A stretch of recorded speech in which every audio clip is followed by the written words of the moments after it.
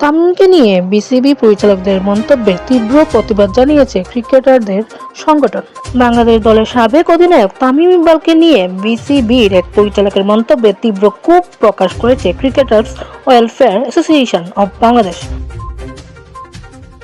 সংগঠনটির দাবি, বিসিবি পরিচালক এম নাজমুল ইসলামের করা মন্তব্য ক্রিকেটার সমাজের জন্য অপমানজনক ও সম্পূর্ণ অগ্রহণযোগ্য। ভারতে বিশ্বকাপ খেলার ইস্যুতে বৃহস্পতিবার 9 জানুয়ারি একটি অনুষ্ঠানে উপস্থিত হয়ে তামিম বলেছিলেন, আমাদের অর্থের প্রায় 90 থেকে 99% আইসিসি থেকে আসে,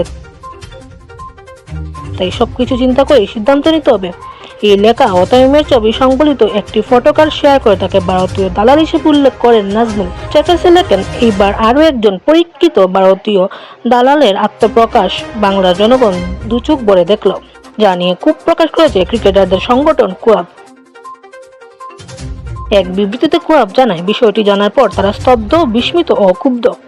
বিবৃতিতে বলা হয়, দেশের হয়ে 16 বছর প্রতিনিধিত্ব করে একজন ক্রিকেটারকে নিয়ে এমন মন্তব্য শুধু তামিম ইকবালের জন্য নয়, বরং বাংলাদেশের যে কোনো ক্রিকেটারের জন্য অবমাননাকর।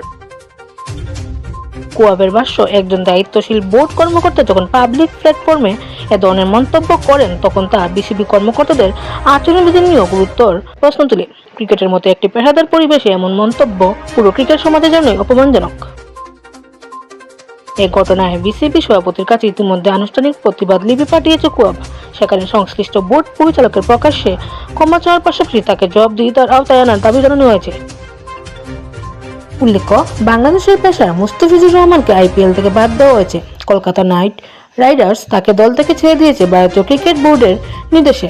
এই ঘটনার পরিপ্রেক্ষিতে বাংলাদেশ সরকার আইপিএল এর সম্প্রচার নিষিদ্ধ করেছে এবং বাংলাদেশ ক্রিকেট বোর্ড ওরফে বিসিবি আইসিসিকে বাংলাদেশের আসরের ম্যাচগুলো ভারতের বাইরে আয়োজনের অনুরোধ করেছে।